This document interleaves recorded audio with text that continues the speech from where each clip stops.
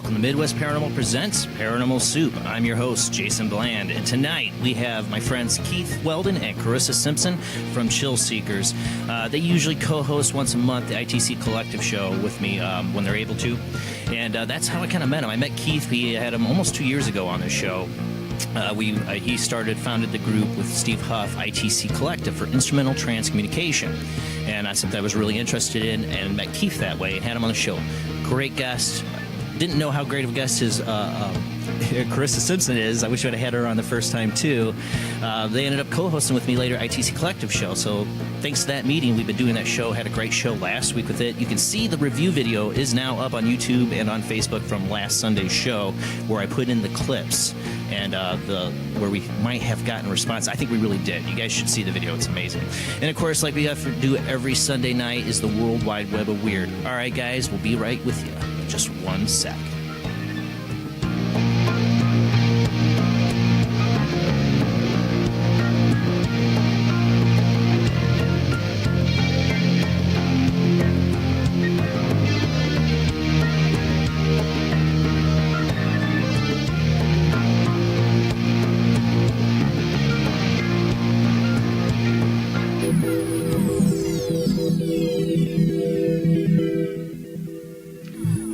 To another night of Paranormal Soup. Like I said, I'm your host, Jason Bland. Tonight we're going to have Keith Weldon and Carissa Simpson with us from Daydreams and Nightmares. Let me go ahead and get our share screen up so you guys can see our guests tonight. Hold on. How you guys doing tonight? Hi, how are you guys doing? Doing great. Doing great. Now, if people hear a screaming baby in the background, I have a sick 1-year-old. I've been up. I might be a little loopy tonight, have very little sleep. So if he screams in the background, I do apologize, but he's not feeling good. But we're going to try to go. Happy 4th of July weekend to everybody. Of course, joining us as well tonight is Jamie D. Oh, I just went to Rob. And, of course, Rob Autry. How you doing tonight, Rob? Good. How you guys doing? Doing good. All right. And tonight, we don't have Bill in the chat, in the panel with us, but he made a new intro for the World Wide Web of Weird. So let's go ahead and roll into this. This thing's amazing. So let's go ahead and roll into that.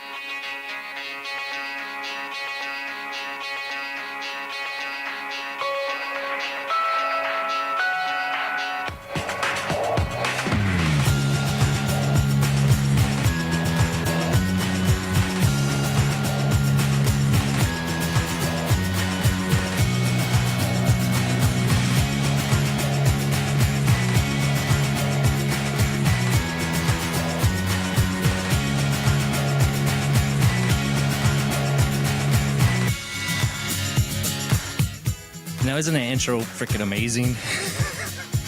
I know he's not totally done with it. He might be a little mad that I played this tonight, but I had to show it. I mean, he's done such cool work for the show, making the logo and making this. Now we just need to get everybody, we got to get him to make the intro for the show, because this is so cool.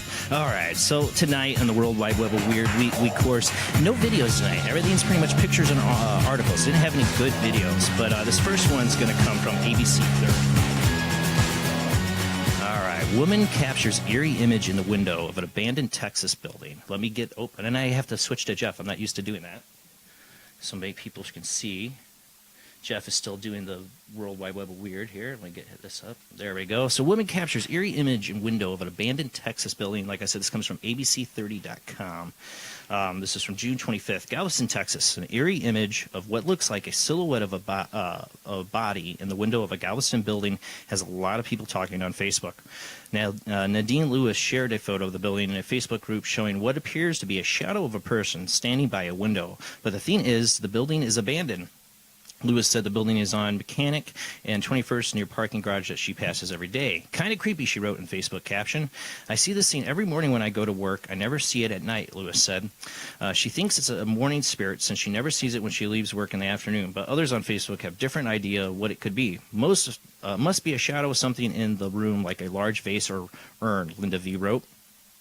It's a water stain Terry N. commented, a painting drawn onto the window, however, I do believe that place may hold a spirit or two, and Adam G. wrote, and some Galveston homes and buildings have been known for alleged ghost or spirit activity, so it's not too far out of left field to think that Lewis posted something supernatural. A lot of these buildings are haunted, Chris P. wrote, lots of ghosts in Galveston, Teresa H. said. Take, for example, the Hotel Galvez in Galveston along the seawall. It was built in 1911, and many say a ghost named Adura still haunts the guest on the 5th floor. According to the story, Audra hanged herself in the hotel bathroom after hearing that her husband died in a battle. Guests still report strange things like slamming doors, toilets, flushing on their own, and even imprints of Audra sitting on the guest's bed while they sleep. It's still not clear what Lewis captured in the window of that abandoned building, but it's definitely something to look into. So, I don't know. It could be just something that she sees it every day, like every day. So are other people going to, I want to see other people going to, if you live in Galveston, I know I don't have that big of an audience, but if you live in Galveston, you happen to take a picture of this building, I'd like to see somebody else's picture, see what else somebody else gets. All right, next up on the World Wide Web of Weird here, this comes from unexplainedmysteries.com, of course. If it wants to load on my tablet here, so I can read it. Okay, this one, all the Mars stuff over the last 2 years I've been doing this show. This one, this picture doesn't do it justice. Definitely go look this up and look at the picture, but this is some weird stuff. Mystery object spotted on the surface of Mars from Unexplained Mysteries on June 29th, Thursday.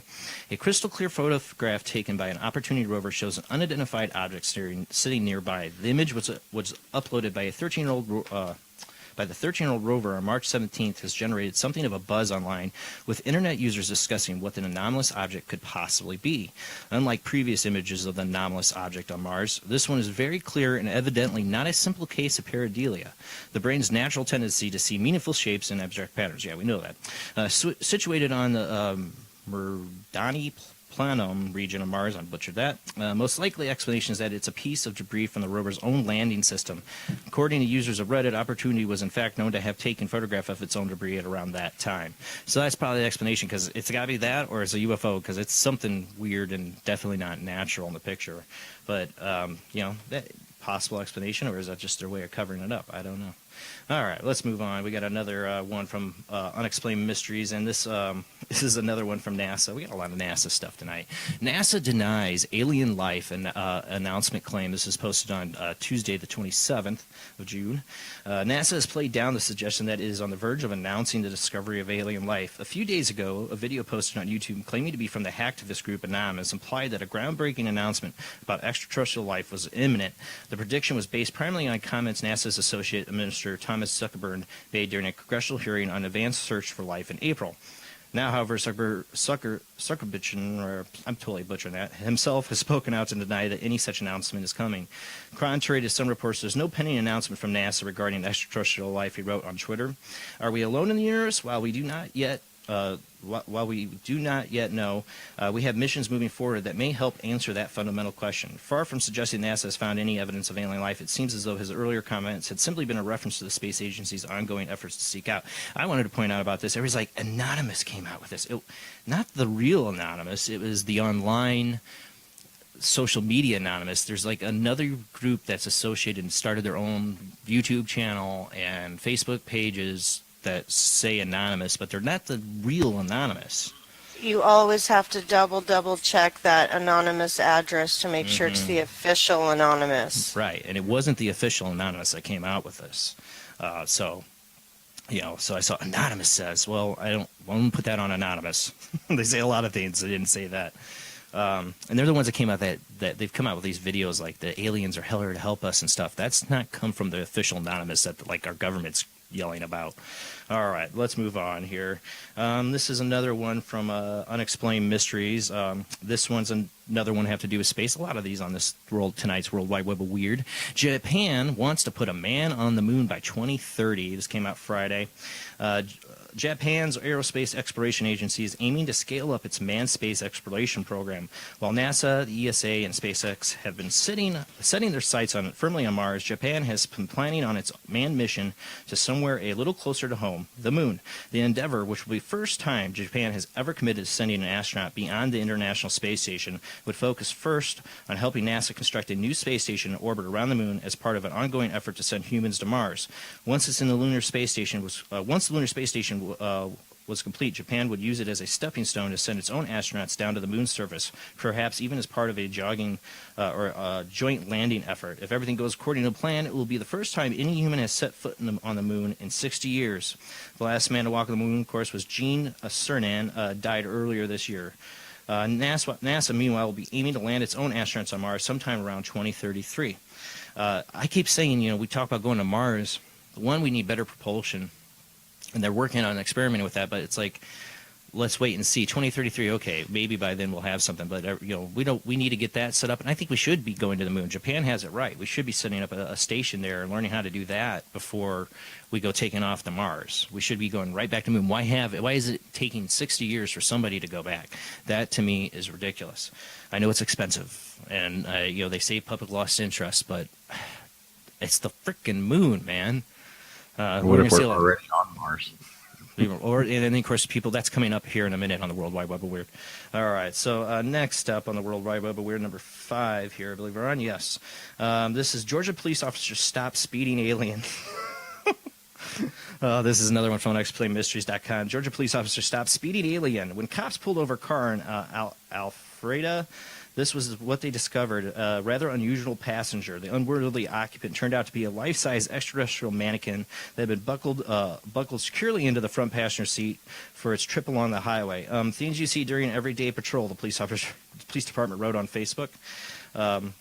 It remains unclear what exactly the driver, who had been going at 84 miles per hour when he stopped, why he had been accompanied by a peculiar passenger. However, it certainly took the officers by surprise. It also seemed to help get him out of his ticket, as he ultimately got off with only a verbal warning. And man, that's a pretty good-looking alien thing. I thought, I don't think they have those in where was this? Kentucky? No. Oh, Georgia. I told the officer he was trying to get to 88 miles an hour. Oh, right? They had a DeLorean story like that. The cops pulled over a guy in a DeLorean for going like 88 miles per hour. He's like, I got a DeLorean. I have to do this at least once. But, you wonder if he's trying to, don't they have those lanes where you have to have a person in the lane in your car with you to be using those lanes? I don't think they have those in Georgia. But technically, maybe. It doesn't have to be a live person, though, does it? We're from this planet. Exactly. All right. Up next, number 6 in the World Wide Web of Weird here. It's another one. I had a lot from Unexplained Mysteries. I didn't have a lot from other sites. NASA scientist denies absurd Mars conspiracy. Back to NASA. What I find weird about this, okay, so a guest on Alex Jones, Robert David Steele, put forward the bizarre notion that NASA was covering up the fact there was a work colony for children on the surface of Mars. And I've had guests on, that have said we're already on Mars. So maybe, I don't know, but of course this was said on Alex Jones. This may strike your listeners as way out there, he says, but we actually believe that there's a colony on Mars that's populated by children who were kidnapped and sent into space on a 20-year ride. That kind of reminds me of the TV show Ascension too. Yeah, but that was all a test. I don't want to ruin it for people. But where Steele, a former Marine and Central Intelligence Agency case officer, got this idea from remains unclear, but NASA scientist Guy Webster was keen to set the record straight. There is no humans on Mars, he said. There's active rovers on Mars. There was a rumor going around last week that there weren't. They are, but there are no humans. Steele comments, which were picked up by numerous news outlets, have gone viral online, and it makes me wonder why they even addressed it. I was really shocked that NASA even addressed this. A guy on, the media keeps telling us Alex Jones is crazy, and anybody who listens to this stuff is crazy, but, well, somebody at NASA was listening. Somebody at NASA was listening because they were quick to respond to this guy's comment. So I found it really odd. Not to say, maybe we do. Maybe we already are on Mars. All right, so let's see. Number 7, this has been super, super viral. This picture doesn't do it justice. I couldn't really get a good video of this, but this has been this is from the DevonLive.com. Camera catches ghost baby sleeping next to boy in Devon. And if you're listening on, we're streaming out to Facebook Live. We're also on Late Night in the Midlands Radio Network, and people go check it out. You can listen to the show on Late Night in the Midlands Radio Network.com, or you can go to TuneIn and look it up and listen on there. You also get to hear the music we don't play out to Facebook. But if you're listening on there and you're not watching, you should go look this one up because it's interesting. My mom even sent this to me, like I said, from DevonLive.com. Camera catches ghost baby sleeping next to boy in Devon. Devon mom has revealed images of her baby monitor, what looks like another baby joining her 18-month-old son in his cot, which she claimed moved around in the night and was waved at by the tot. Laura Hay and partner Dean Evans set up the monitor after little Sebastian Evans tried to climb out of his cot at their home last month. However, the 39-year-old mom of 4 says they were left spooked when they spotted the shape of another small childlike figure lay next to the sleeping infant. Boat builder Dean, 42, rushed upstairs hoping to discover it was a teddy bear, however found Sebastian sleeping alone. While the shape remained on the monitor, even moved positions while Laura admits she can't explain what the figure was. She believes it meant no harm as Sebastian slept soundly, and she has even caught him waving at the unseen thing in his room. Laura said, "When I noticed this face appear in the corner of his cot, I got my sister to look on Skype, and there was nothing there at all. Sometimes he brings a teddy to bed with him, so at first I thought it could be that, but this just looks weird." I don't know. I don't think it looks like a teddy bear. It's hard to tell in this picture on here for people to see. I saw the video off the website. It's hard for us to play it that way. I would like to play the whole video, but I just didn't have a good link for it. But it's really weird. My mom, when she sent me the link, was like, "Do you think it could be another baby monitor signal merging in with it?" I don't know. She's thinking of old school TV signals, how two signals would merge and you kind of get like this double picture and stuff. But I think it would be a lot more obvious if that was what was going on in the picture. It looks like something right in the picture with him. I think if there's signals merging, the whole picture would be completely cruddy, if something like that was happening. I don't know, but it's very viral. It's very interesting. And as a parent, I would be freaked a little bit. I would be freaked. I don't want to see a ghost climb into bed with my baby. All right, let's get moving along here. This is number 8 on the World Wide Web of Weird. This is from chaosodenglish.com. I probably butchered that, too. Cops deployed to protect a Assad community from hungry ghosts. I love that whole hungry ghost scene. "There's nothing under the sky that police cannot do," goes the unofficial slogan for the Royal Thai Police. I say Thai. And that apparently includes busting ghosts. Police were dispatched Wednesday to a rural community in Metcaron province to protect it from a female ghost, or a FEPOB, said to have been terrorizing its populace in recent months. The operation followed a written request from its leaders, according to the local police chief. Residents are frightened. Abdul, I'm not going to even try to just say Abdul. I'm not going to try to say his last name. Head of the Pathan Ratchasana, can't say that either, police station, said by phone, "The letter requests police to conduct regular patrols. They want some reassurance. The people who believe in the rumor are generally scared."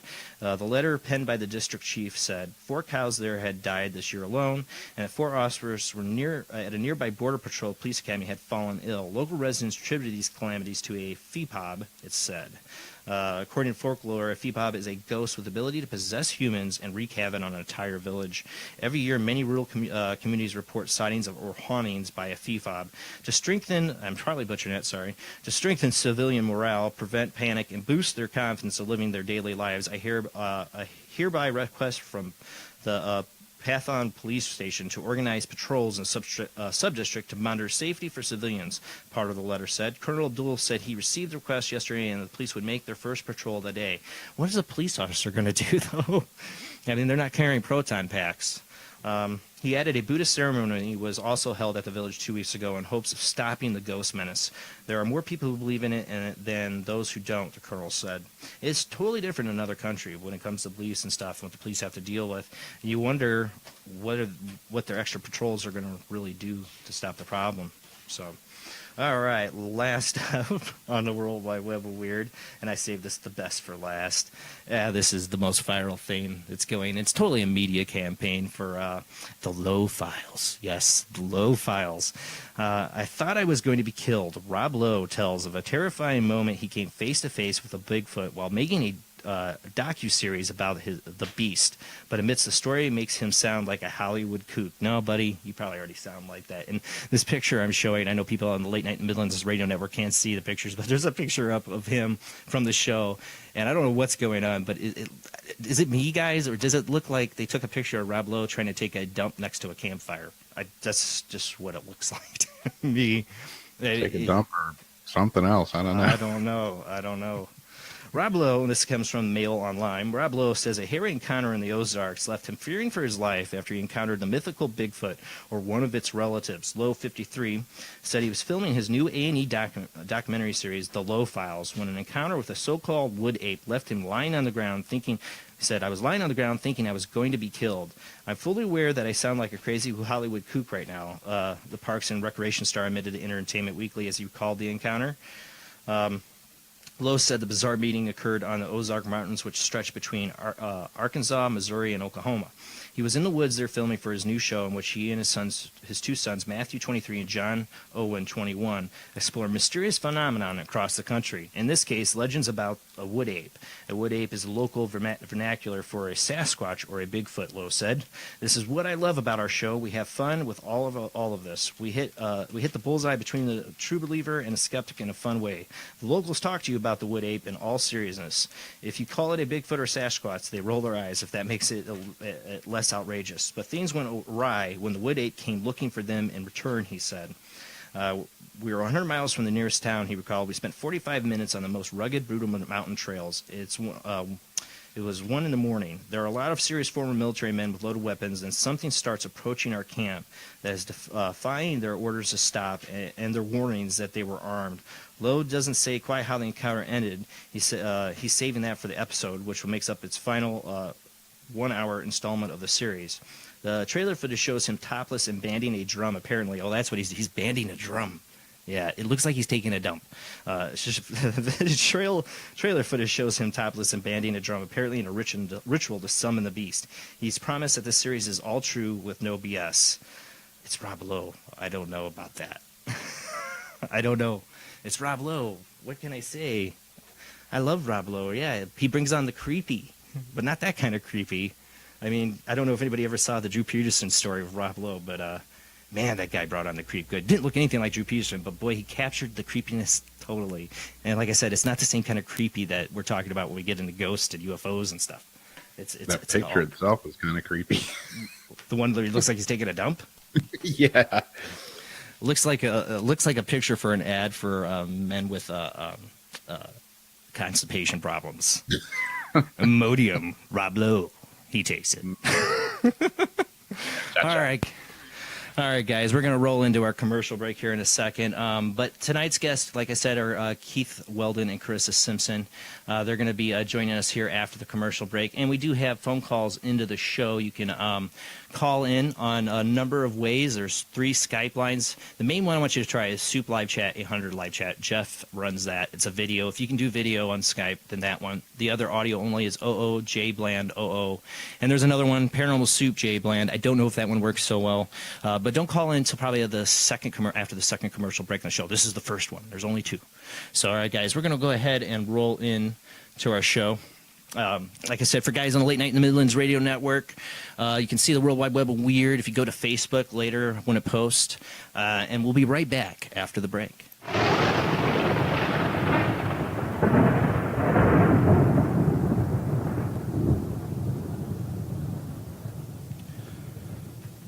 All right, we're back. Again, guys, too, another thing to mention is, like I said, you can always listen to the show. If you have trouble with your Facebook Live tonight, I know sometimes people watch on video. This has always been a webcast, but I always run it like a radio show. Well, if you can't watch, you can go to latenightinthemidlands.com and tune in there, or you can go to TuneIn, the app, and listen on that. You can listen to the show, and the only benefit, you don't get the video, but you do get the music we play on there. We can't play on Facebook. That's why you hear quiet between the breaks. All right, tonight our guests are Keith Weldon and Carissa Simpson. How are you guys doing tonight? We're great. How are you guys all doing? Doing really well. Now, we might have a lot of new listeners since we're on Late Night in the Midlands Radio Network, so why don't you guys tell the audience a little bit about yourselves? All right. We're a paranormal investigation team. We started in 2012. Chillseekers is going to be 5 years old next month. Congratulations. Yes. You know, they say if you ever want to do anything, really quick, they say if you ever want to do anything to be really successful at it, you need to give it 5 good years to really give it to really get your name out there and do stuff. So you're at the peak. You're about ready to blow up. It's funny, too, that you said that. because we were just saying that this season is kind of like an accumulation of everything that we've been working so hard for the last 5 years.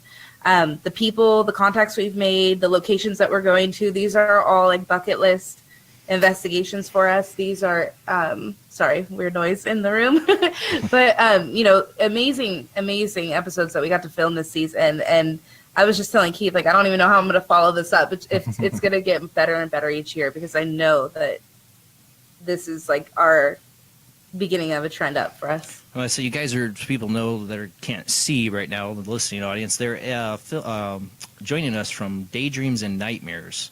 It's what is it? It's like a costume shop? Yeah, it's a costume and makeup shop here in Modesto, California.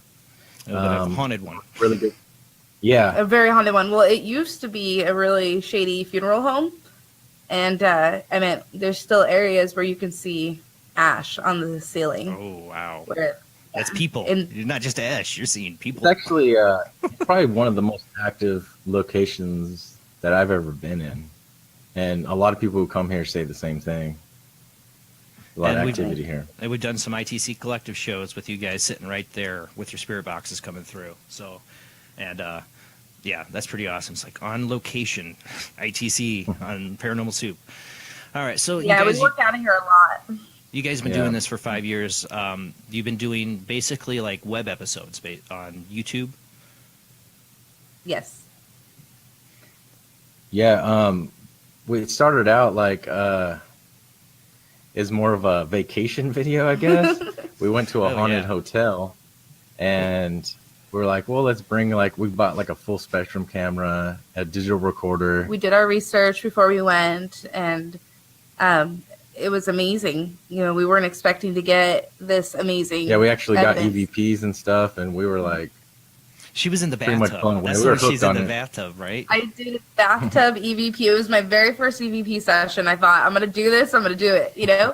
And actually, this next season, I do a much better one. Oh, well, that was like the first video I ever watched of you guys, because I think it was like the first on your list. So I'm like, all right, check this out. And let me paint a picture for my listening audience. Here's Carissa with was it a glass of champagne in your hand? So it was wine. It was wine in a bathtub in a haunted hotel, and Keith leaves her there. yeah. And she's filming herself, you know, and for you pervs, you can't see anything, you know. She's just, you can't, just see the top of her head from the bathtub. But yeah, you got a little freaked out when you were in there. For you pervs, you see a lot more in this new season, so you guys got to check it out. God. Shameless plug. No. Totally shameless. I don't mind. Go find Chillseekers on YouTube and Facebook. So what are some of the places that we're going to be seeing in this upcoming new season of Chillseekers? We go to some really cool, like she was saying, bucket list type places.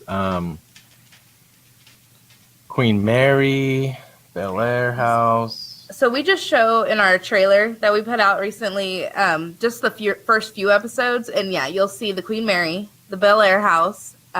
We did Preston Castle, and that's just in the first few.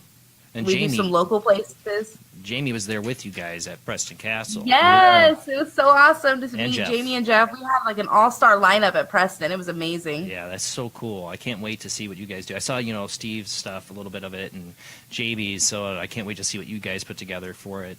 I so wish I could go to California. You guys are so far away from me. I'd love to go. I on know. an I wish you could investigation come with out here. We could go out to see you. I know. I don't have as many cool places. There's some really cool places in Chicago.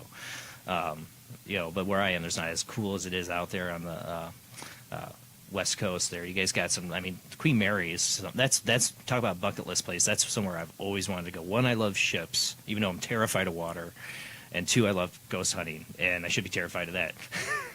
Combining my terror of being on a boat that could sink, and Queen Mary is falling apart. But I would love to be able to go there one day and see that. So give us a little, what was Queen Mary like for you guys? Was that your first time there? Yes, it was. It was, what the heck? It is active in here tonight. No joke. Tell them we're not running spirit boxes tonight. At least not so far planned. It's okay. We don't need spirit box. It's like making itself known on its own right now. I can hear I'm like things watching moving that behind doorway behind you intently. I When have you to admit. first heard the noise, Carissa, I thought I heard something right when you first looked up too. Yeah, it's loud. All right. Well, we'll But see if we have a back third to guest Queen with us Mary. tonight. Yeah. Let's go back to Queen Mary. So Third back to guest the has to let story. himself be known. If there's a ghost, he has to sit down and then he can join the conversation. So tell Yeah, us about throw Queen something Mary. at me. Yeah, there we go. So Keith, I know that this was probably one of Keith's favorite episodes for the season. So tell them about the Queen Mary. Well, I mean, it was cool because we got to go meet Nick Groff and investigate with him and hang out with him. We were there for a couple days, and it was just a good time. I mean, it was just fun. We got to like roam around the ship and do what we wanted. And So, you met Nick, cool. Nick Groff from the show Paranormal Lockdown, and of Yeah. course Ghost Adventures and that. And I've seen the episode where he uses the Weldon box. Yes. You know, yeah, did you actually, guys? I brought a couple new things to the Queen Mary to show him. So, and we used them a little bit during the nighttime investigation. So it was pretty cool. Did you guys talk a little bit about the Weldon box and Yeah, definitely. We hung out for a little We went to while. karaoke after. Like, That's okay, awesome. so no joke, no joke. We were at the karaoke. They were doing karaoke on the ship that night, and Nick Groff was actually getting ready to go up and like do like Bohemian Rhapsody, and we were like, my "This is God. gold. We gotta Chad get this on Lindbergh. camera, right?" And then some other dude goes up there and does it instead, and I wanted to be like, "You don't know what you just did." You Like, just we almost ruined had it. Oh my God! There's probably like 20 It was like the paranormal last investigators. one, dude. There's probably Only like one 20. more. I say there's like 20 paranormal investigators there wanting to kick that guy's butt that got up there and sang Bohemian Rhapsody. But the guy was like, oh, the phone's ringing back right now. But the guy there, he was like a contestant on The Voice and stuff. He was amazing and all that. But like, it was just, you know. That Yeah. would have been classic. But yeah, I'm sure Nick Groff would have given him a run for his money there. Nick Groff, and it was Chad Lindbergh with them too. Mhm. Oh yeah, So- that's right. Yeah, I saw some of that video from the little like snippets of that, and I saw when Nick was there, he was live streaming it at different times, like Yeah. off of his phone, I believe. Yeah, that's really cool. You get to meet Nick Groff and go to a place I've always wanted to see. It was amazing. Yeah, it was really fun. And he We was had a really great cool time. guy. Rocky was there with us Rocky too. was there. Yeah. Oh, yeah. Nick's super down to earth. We had just had a really cool conversation, and he was really nice, and it was I don't want you to nice. give It was away the really cool. episode, but anything haunting wise happened that night? Oh yeah, definitely. We got a good episode. We had like a chain of events that happened that were related to one another that I can't wait for you guys to see. That'll be episode 2. Well, the reason, the Queen Mary's Part always 29 or whatever it is. right. Yeah. Queen Mary's always interested me too because, like, back in the day when ghost hunters went there, and I remember they had an episode where they set up a camera in one of the rooms, and when they came back, they're like, "Oh my God, look at the footage! It moves this blanket off the bed," and they came to find out that it had been faked. Like they could hear how they did it. They snuck in the room, beeped it. I mean, they found a secret doorway. And it makes me wonder. I don't know what your thoughts are. Like going to somewhere like the Queen Mary, that obviously they make money off of having ghost hunters there. How do you think the staff? I mean, do you think anybody there would be tempted, or somebody part of the corporation be tempted to try to fake something on a big TV show there? I don't know. I mean, but we did have something happen to a blanket in our room too, which is weird. I mean, that's creepy to think that there may have been a secret passage. There was. Watch in the our episode. room while I was It's there, a but go- there was like. Oh, go ahead. I say it's an older episode of Ghost Hunters from back in the day. Wow. I couldn't tell you what season. If I find out what season it is, I'll send it to you. But that's what I thought of. Like if you stayed over the night there, right, in a hotel room. We actually stayed away from the rest of the group block that they had, so we Yeah. stayed in a different hotel room than most of the other people were But staying. on the ship. But we were on the ship, and we had left, and there was like nothing on a white duvet. There was nothing on it, and when we got back, there was like these red dots on it, which we couldn't figure out where it came from. We felt the ceiling to see if it was like rust or anything dripping from Right. the ceiling. The ceiling was dry. It was really weird, So I called the front desk. I was like, "You need to give me some new sheets," but Well, I guess it's my movie. The movies that influenced me as a child. One of my favorite movies was High Spirits. You remember the old? I don't know if you ever seen it. They have this old haunted hotel, and they want to get people to come there, so they're faking stuff and doing stuff. And I've always used that movie as an example for these places that make money off of this. Is like, as a regular investigator, I don't think you have to worry about so much. But if you're a viral person like you guys, or a TV show, you might have to think, going in these places, you have to watch out for maybe some shenanigans. And I would be worried about sleeping in a hotel room that might have a secret passage that anybody could come into. I think it was like one of their master suites too, and they told the Ghost Hunters crew to film there. The bed sheets get moved, and then it happens.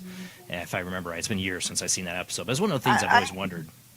I grew up across the street from the Moss Beach Distillery, which was walking distance, and they have the legend of the Blue Lady, this whole cliffside looking for her, dude on a ship, all this. And so it's like the big haunted place to go out there.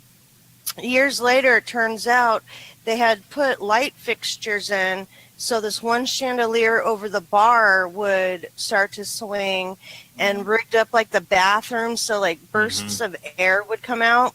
So I always kind of think of stuff like that sometimes, if it's a place that might be trying to draw in revenue. I mean, I remember one of the most incredible pieces of paranormal footage I've seen on TV on sightings, besides the stuff that came from the Sally house. Another one that was on sightings was Queen Mary, with the same psychic that went to Sally's house. Now my brain totally goes blank with his name. Oh, God. Big bushy mustache. I know who you're talking about, but I can't think of his name what I'm talking about. And I totally forgot his name. He's passed away now. I always forget his name when I want to think about it. Anyways, he was there, and he was under he was down in the lower decks of the Queen Mary, and he calls out. I remember to like a little boy, they say, haunts that area from drowning in the pool. And you hear him call out. Or little girl, sorry. It's been years. Peter Jennings, yeah. Peter Jennings, thank you. Thanks, Rocky, in the chat. Yeah. But he calls out, and you hear this little kid's voice call back to him. And I was like, when I was a kid, this was, the 90s when this came out, I was just like, oh my God, blown away by that. And then later on, seeing that Ghost Hunters episode where they found out they were trying to be had, kind of like, it's like, like, oh, do I trust what happened in that amazing scene on sightings now? You just wonder about these places. But I mean, obviously, tons of people, they're definitely haunted, I think. There's something, too many people with too many different experiences there, tourist-wise, that, the stuff that can't be faked. And I wouldn't bother to fake it with regular tourists coming to the ship. It's for the big TV shows. But it makes you wonder. Sorry to bring that up. When you bring the American Mary, it's something I've always wondered. But that's why it's really important as an investigator to, before you say something's paranormal, you really want to try to debunk your own evidence, use critical thinking, analyze everything, and question it all before you say, "Oh, I can't explain that." So that's one of the things that we do, and we show ourselves. And there's times that we go in somewhere and we don't get, we get hardly nothing, or hardly anything. We get hardly anything, because. Yeah, it's like fishing. I always compare it to fishing. Sometimes they bite, and sometimes they don't. And you just sit there in the dark, just like you sit on the lake waiting for fish to bite. You sit in the dark waiting for the ghost to bite. Not literally, hopefully. So, now you did Queen Mary. That's going to be coming up. What were some of the, Preston Castle? I've seen some of the video. Tell people a little bit of the history of that one. So Preston Castle is in Ione, California. It's a huge building in the middle of nowhere in a small little town. But it was a boys' reformatory. And there was murder there. There was some of the boys were killed trying to escape. And I mean, it's a really sad history. When I went there and learned more about it and saw it with my own eyes, and I got to see these pictures of these young boys up close, I wanted to cry for them, because you could tell that there was some boys that were just misunderstood, or, they weren't troublemakers and their family just couldn't take care of them. And I mean, the good thing about the place is that they did teach them a trade. So when they grew up and then they left, they were able to take care of themselves. But it wasn't an easy life there for those kids. And it was really sad. I just see Jamie nodding her head, because I know we were definitely on that same wavelength there. Did some children die there? Yes. Oh. So at least 26, right? 26 children died there? Well, they weren't doing a very good job. I don't know. That sounds Well, it was awful. there for a Well, really long time. 26 was the suspicious diseases. Was that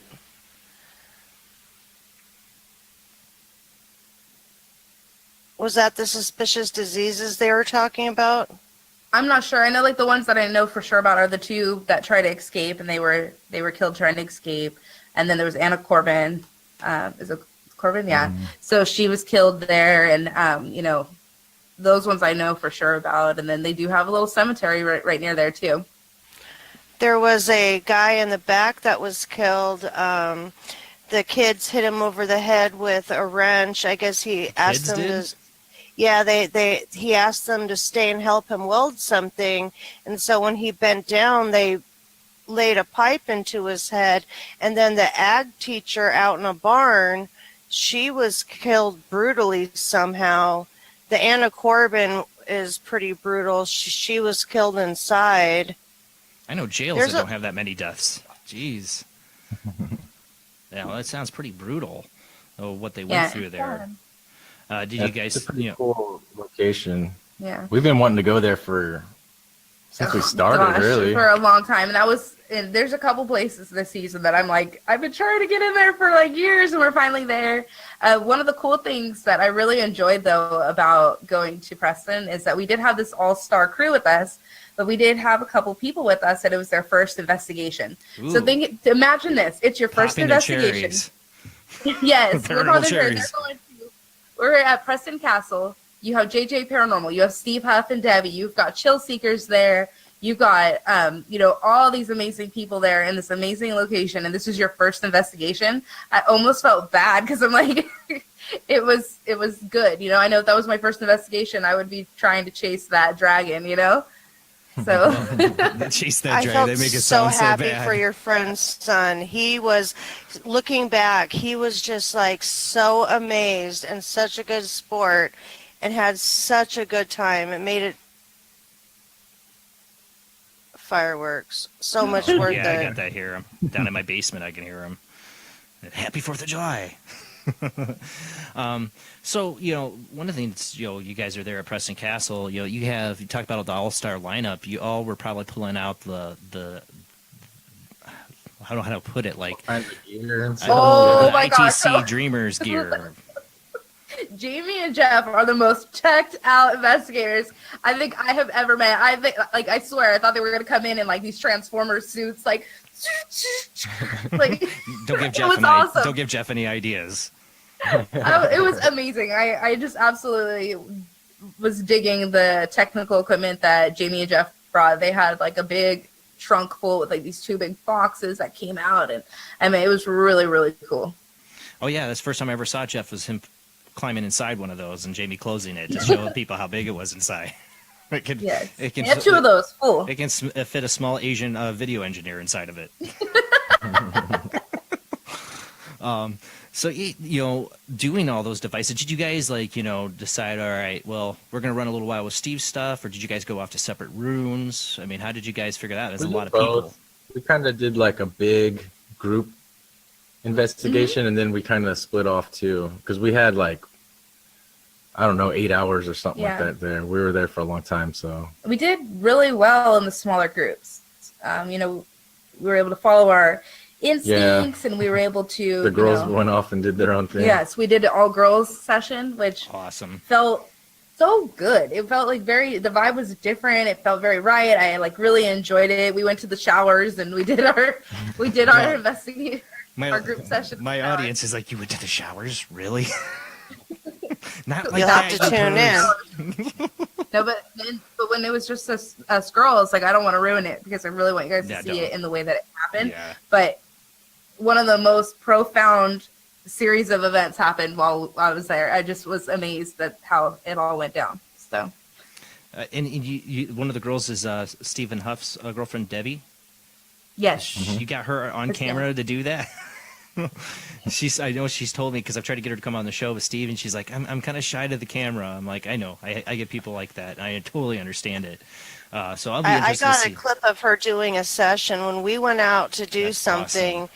They were left inside with the box, and she was in there with another gal and asking questions and stuff. So I got a little Debbie session there. Awesome. Debbie's such a good Hello, sport. Debbie. She is awesome. She is everything that you would ever think she is when you meet her in real life. She's everything. Yeah, Steve and Debbie are great. Yeah. They're super nice and chill people. So Everybody. I mean, everybody's just what you see is what you get. yeah. Yeah. And what's cool too is this season or this year, all of the episodes are like a new format. Oh yeah. So we're actually working and filming out of this shop here, and we're incorporating that into the episodes, and it's pretty cool. Should I tell them like kind of like how I phrase it? I know it sounds kind of cheesy, but I almost see it as like Pawn Stars meets Paranormal. Okay, and That's it's awesome. gonna be awesome. That's awesome. So you're kind of reinventing the wheel a little bit here and doing something And different. Episodes are a little Absolutely. bit longer too. They Yeah. average about 30 minutes now. It's funny. We are when Rocky came and stayed at our house for like a week while we did a few investigations, and we like binge watched like our old episodes. Mhm. And I was surprised. I'm like, oh yeah, some of these episodes are like barely 10 minutes long. Mhm. It's like, wow, I don't know. Because video It was editing weird sucks. seeing the- That's why. Video editing sucks. Yeah. Well, and we were new at it, and it's great when we watch the old videos in chronological order like that. You see us learning. Like, this is our journey. We started Yeah. off our very first investigation. My very first EVP session is on film. And the next episode is our very next investigation. So, I mean, we've been super open. This was our journey of us, like, going not from only fans better to, like investigating and equipment wise, but also like production value. yeah, Like we had some like really crappy some cameras, really back grainy then. videos and Oh, stuff. I And know what you mean, though. and- If you go back and look at the first Paranormal Soup episodes, I mean, one different computer and different camera, and before I knew what the hell I was doing and going online, and the difference to what I'm doing now, we all improve and make it better because it's not like we have a production studio doing it for us. We're all figuring Exactly. it out as we go. And this Exactly. in this field, transparency is key. You have to be open, and if it's too polished or whatever, then that authenticity, you lose it. So one of the things that we're trying to make sure that we're doing as we continue and really bring up that production value is that we are keeping that vibe and that raw feeling with our videos as well. Well, one of the things I always was a critique of mine of all the ghost hunting shows, not known one not to do this, is like it's a quiet part. They're doing an EVP session or they're trying to call out and they got background music playing. Like it's playing in the background slightly. I'm like, just get rid of the background music. I want to listen. As my EVP ear wants to listen, get rid of the damn background music. I've seen Paranormal Lockdown actually kind of do that in some spots. They don't have the music going. Sometimes they do. And I'm like, oh dang it.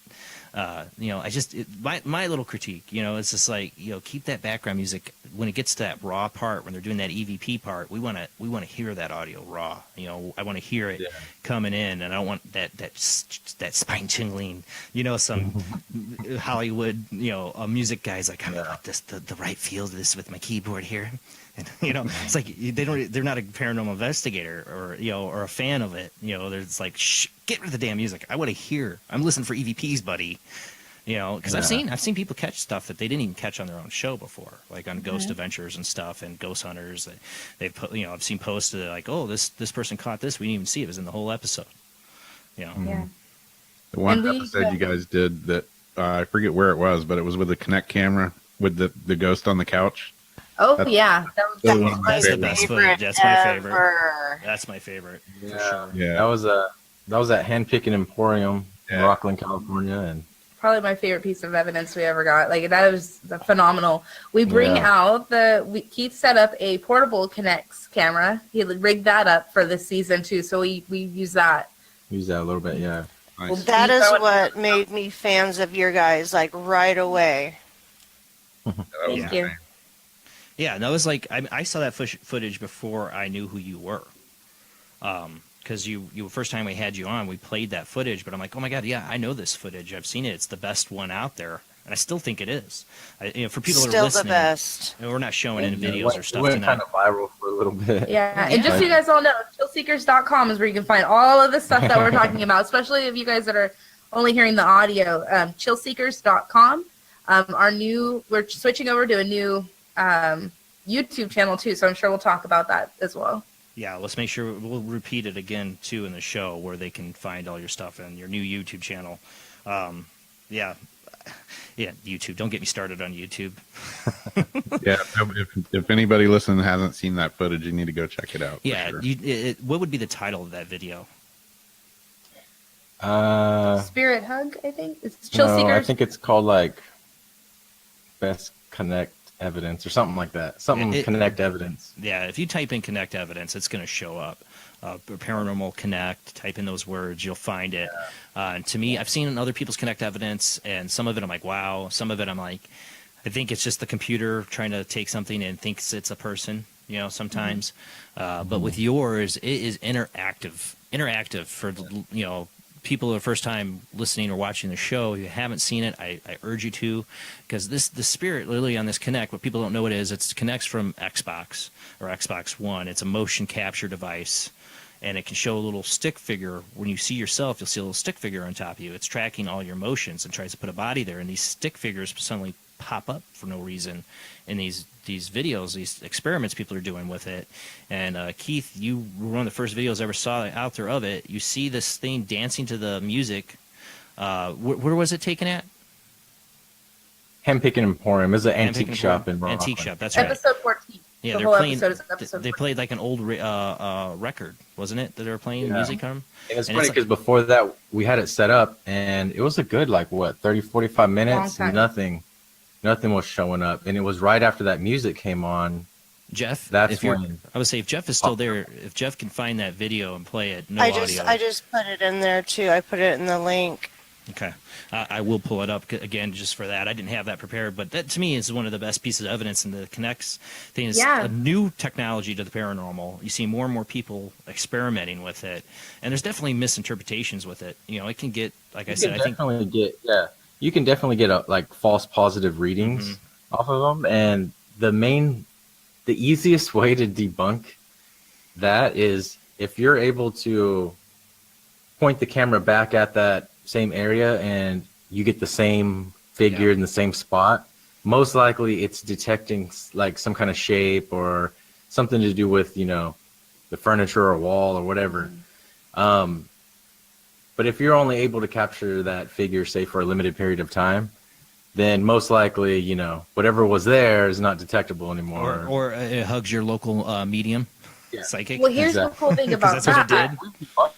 We've gotten stuff before, but we've debunked most of it. With that clip too, the medium, she even says she can't see the screen that we're seeing. Yeah. So she's telling us what she's feeling, and it's going with what was going on. So we say, "Oh my gosh, she's holding your hand," and she says, "No, she's holding my arm." And when you look closer to the video, the spirit is holding her arm, not her hand. So she corrected us. She even seen her sleeve move a little bit. Yeah. And then, of That's course, so awesome. The emotional breakdown that happens when they do hug, and it's amazing. Yeah. It is one of the most amazing pieces of footage, Connect or not, that I've seen out there for it comes to the paranormal. Yeah. And you have two different instruments. You have the electronic media, the Connect, and then you have a medium, both giving you the same information. That you can't ask for a better piece of evidence than that, in my opinion. That was our theme that year, was having that technical and using the psychic connection there, Oh yeah. Validate or whatever. Validate one another, and we would get these relays of, the spirit would tell the medium, ask this, and then we'd ask them, and then we'd get the answer through through our ITC equipment and all that. It was amazing. I really enjoyed that year. For people to know it too, last Sunday we did our ITC Collector Show. Keith and Carissa usually co-host that, so we do it once a month. It's the last Sunday of the month. We usually do it. I didn't have them on that show because I knew they were going to be on this one. But you guys missed it. We had Katrina Cooper on, medium, amazing person. We just did a Spirit Circle event with her and Rick Bunch, who's another amazing medium. But she came in on the Google call with us for last Sunday's ITC Collective show, and we had a caller. We had like 7 callers calling that night. I made a review video. It's up on my Facebook and YouTube. People, check it out. But there's one point her friend Rhodey calls in, and Katrina says something about, well, I got the word dance, but she wasn't hearing it on the radio part, or from the spirit box. She heard it in her head, but at the same time, none of us heard it. It did say dance on the ITC. It said it, and that was exactly what Rhodey was talking about. That was on her shirt. That was the message, one of the messages she was looking for. So Katrina tuned into that at the same time we're hearing it. I thought that's interesting to see that kind of dynamic when a medium's picking up something and then the equipment does it too at the same time. That that's why I love having mediums on the show for the ITC Collective, because it adds that extra element, like their senses into it. Yeah. And that's the amazing thing you get when you work together. Instead of people, trying to decide which works best, you have these people working together just to make everything just that much more enriched and that much more valid. And Chris, and I always like when you could have multiple sources, I guess, validating the evidence. So whether it's maybe you get like a EMF spike at the same time or whatever it is, multiple things happening to validate the evidence, I think.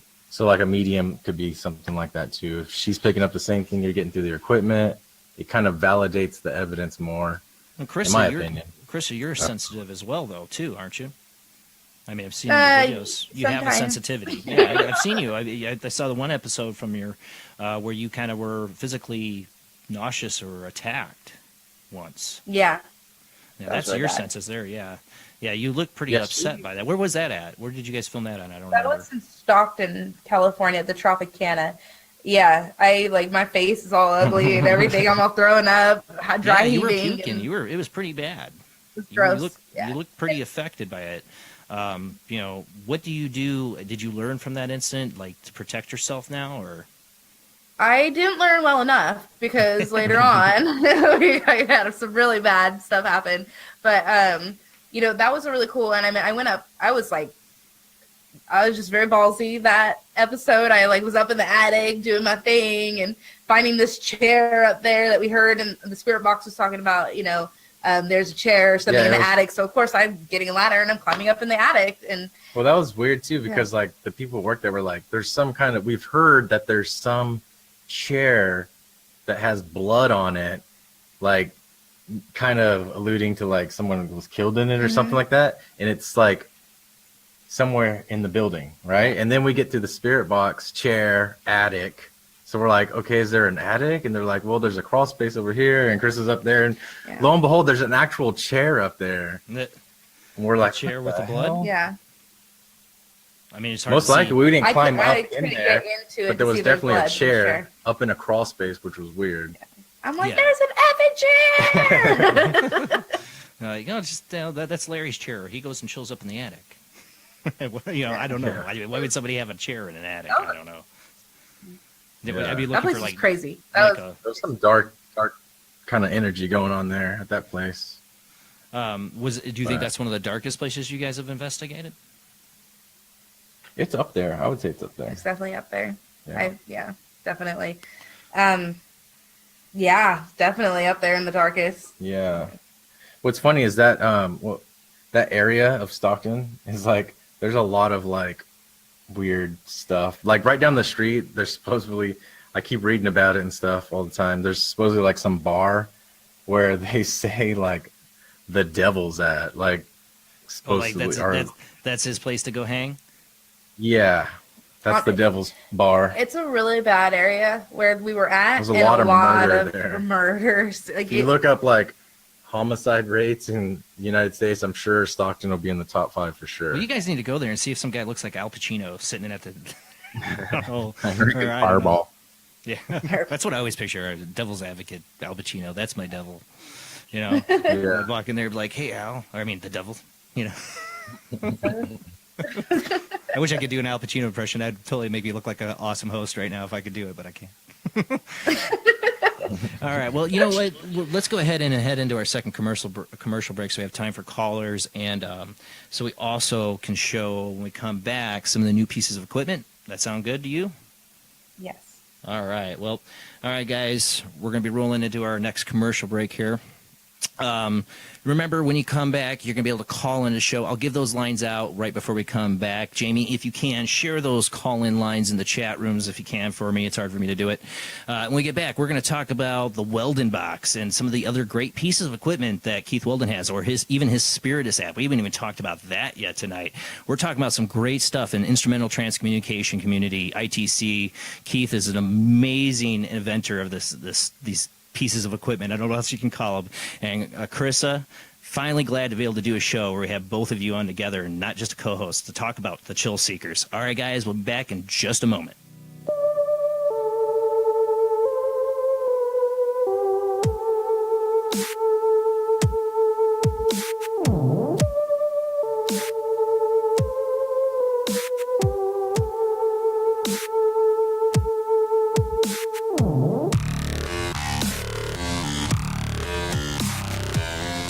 Coming back here with Keith Weldon and Carissa Simpson from Chillseekers. We're going to be talking about his ITC, instrumental transcommunication equipment.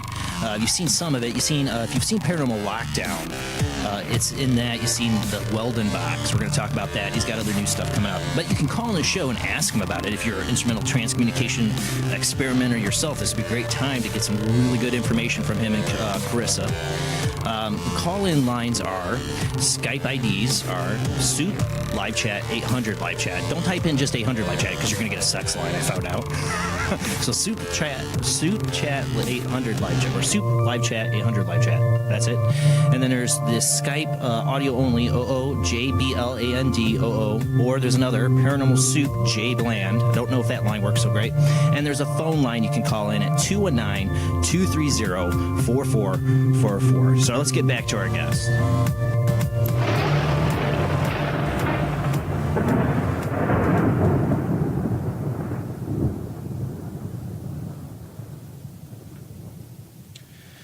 All right, we're back with Keith Weldon and Carissa Simpson.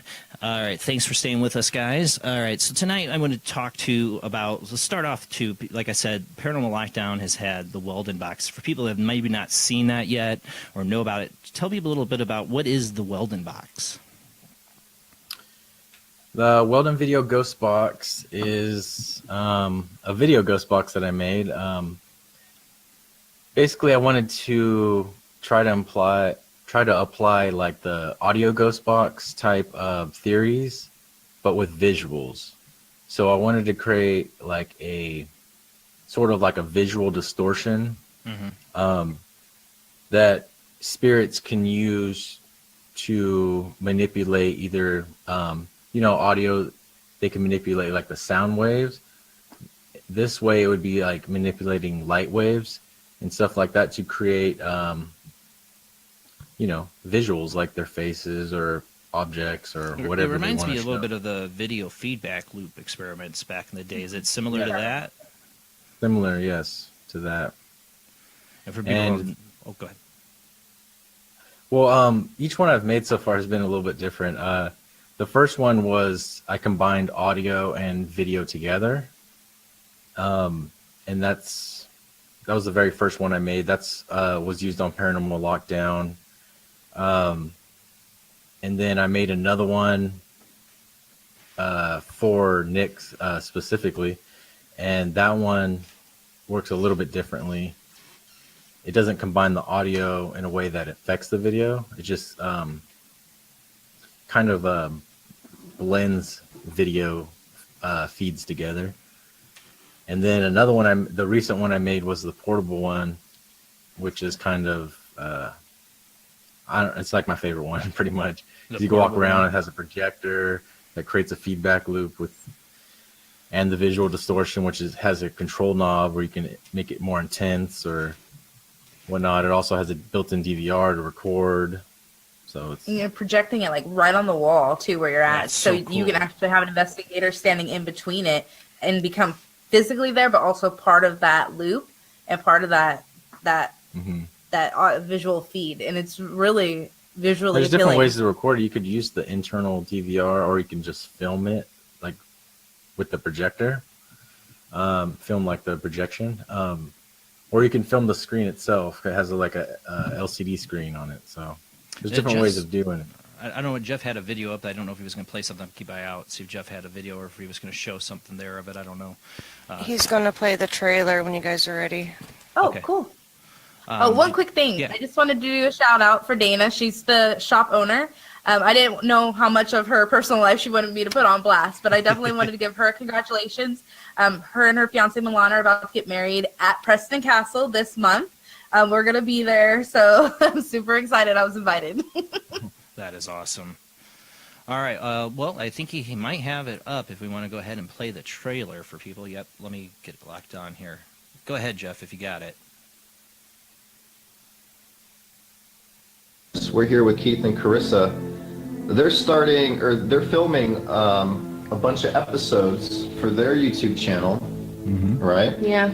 And you have like a new format, right? It's a whole new format. We're super excited to be able to change it up this season. And the way we're going to release them, it's going to be different as well. Right, Keith? Yeah, so starting in July, we're going to be releasing episodes every week. There's angels on it, and for love and good. Does anybody want to try to reach out now? And it felt like I was pushed. The force was so great, it broke my leg. Oh my God.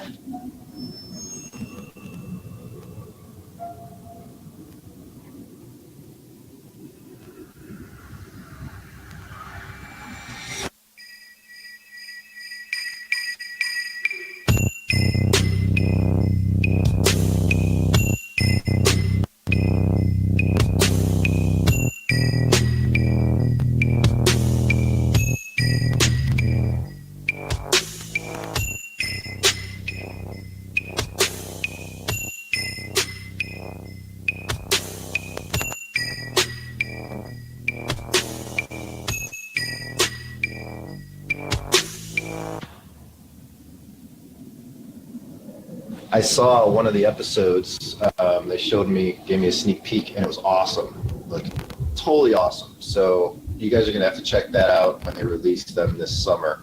Really, really cool stuff.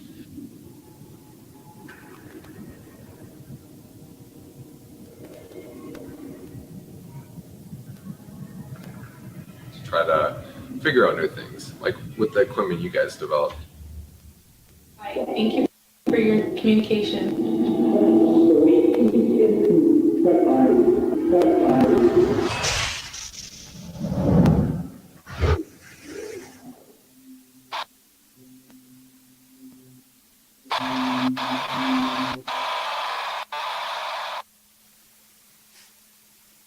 I cannot wait. That looks so awesome. And that's just the first 4 episodes. Or so, yeah. That's just the first 4? Yep. How many are going to be in total for the whole season? 8 to 9. 8 to 9? Yeah. Where was? Can you give us a little hint or tell us a little bit where the bathtub, where your new bathtub? That is at an old home in our local area. It's in an area that I've been wanting to investigate for a long time. This house looks like something out of a horror movie. It really does. But it's a beautiful home, and I still don't know if the homeowners know that I took a bath at their house. Oh God, they're gonna know soon enough. We gotta switch this here. I'm pretty sure they know. I'm sure they know. They probably know by now. They probably but one of the things she was using there for people that are watching on Facebook can't watch on Facebook. She was sitting in this tub here in the preview with the Spiritus app facing out. How did that? I know you can only give away the episode. Oh, we got a caller. Hold on a second. How you doing tonight, Zach? I'm doing pretty good, Jason. Hey, Jamie. Hey, Rob. How's everybody doing? Doing Hi. great. Good. Do you have a question for our guest tonight?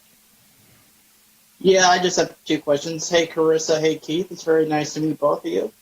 Nice to meet you too. Really, like when But a lot of paranormal investigators, basically everybody has a story as to how they got into the paranormal, like if it was an experience that they had as a child or whatever the circumstance might be.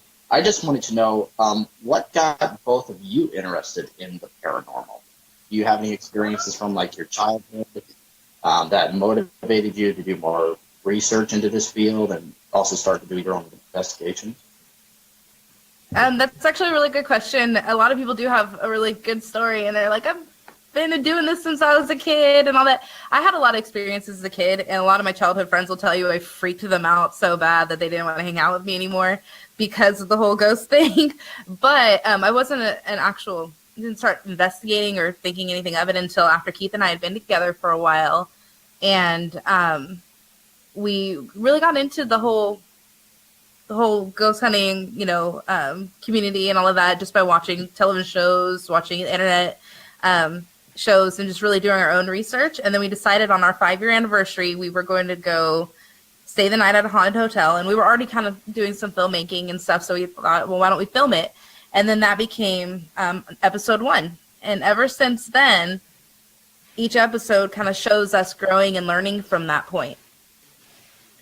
Yeah, same here. I had experiences when I was younger, but that's not what got me into investigating the paranormal. It was later on, like she said, we saw stuff on the TV shows, on the internet, and it just really sparked our interest. And then we were like, well, let's see if there's something to this. Let's try it ourselves. And we got stuff, so we were kind of hooked on after that, and we just kept pursuing it. So I don't know if you guys got the math in that. So next month is our 5-year anniversary for Chillseekers, but it's Keith and I. It's our 10-year anniversary together. So Congratulations. We're excited. It's going to be a big year. Yeah. But yeah, so that's cool. That's how it happened. Cool. And then my second question, I guess it's like a 2 or 3 part question. It really branches off of that. Who do both of you consider to be like your role model in the paranormal field? And what are some like techniques or technology that you've used in your investigations, and or how have you used their techniques as a scaffold to really branch off to create your own? You want to take this one? Well, I mean, there's plenty of people in the paranormal field who we respect and have learned from. What would you say? I know, like, a lot. We started off learning a lot and watching Steve Huff, and then now we collaborate with him a lot to Steve help Huff is further definitely that. one of those people.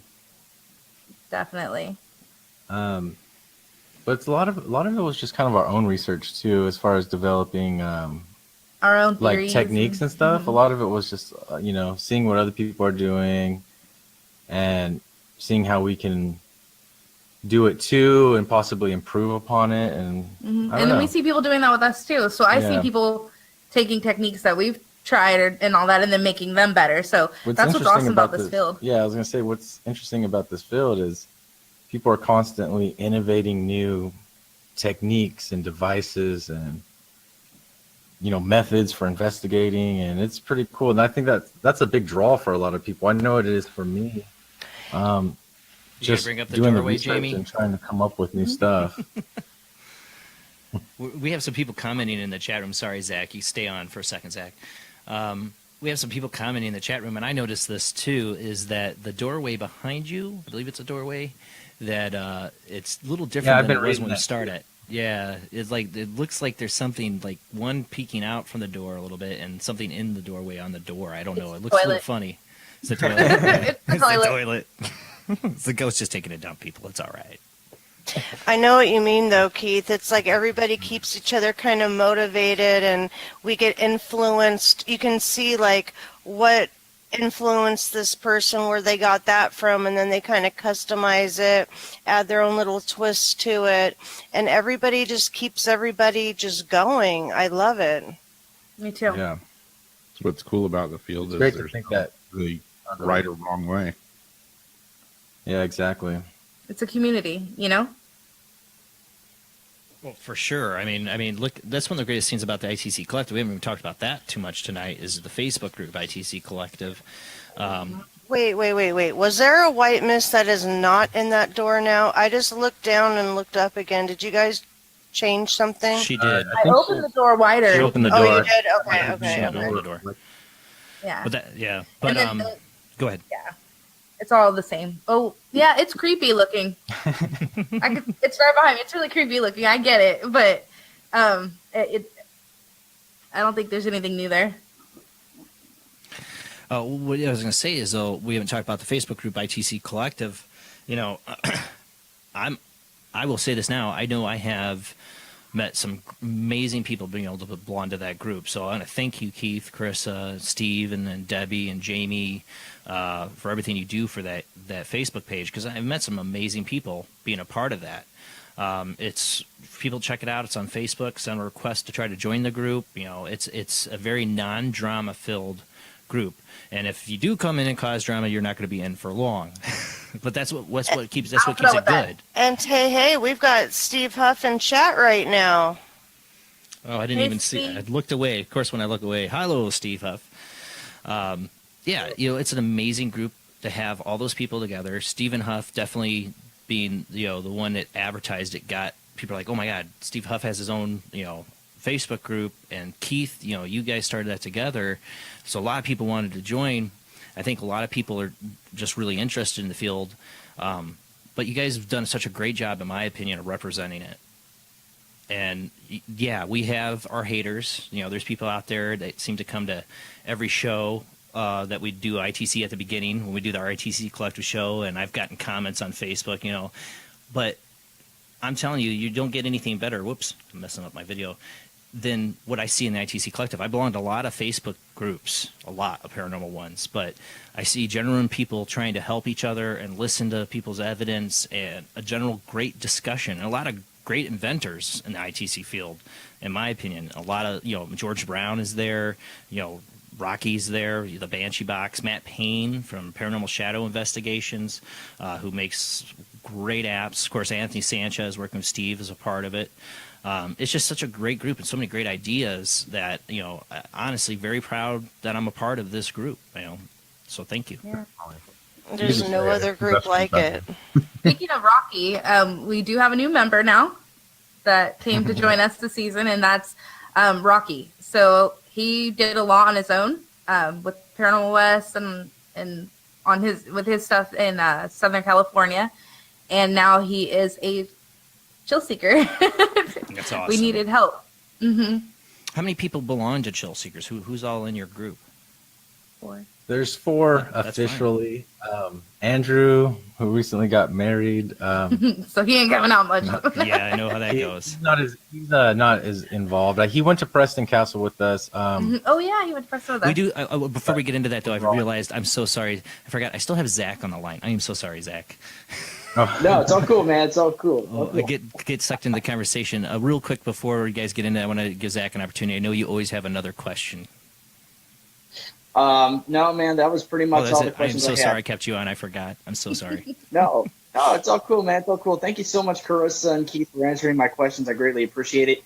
I saw Steve Huff's video over on Preston Castle, so I'm definitely very excited to I see can't wait till exactly. your guys' episodes come out. Yeah, Thanks for definitely. calling I'm in. really. Yeah, thanks for asking us. All right, have a good night, everybody. You too. Right.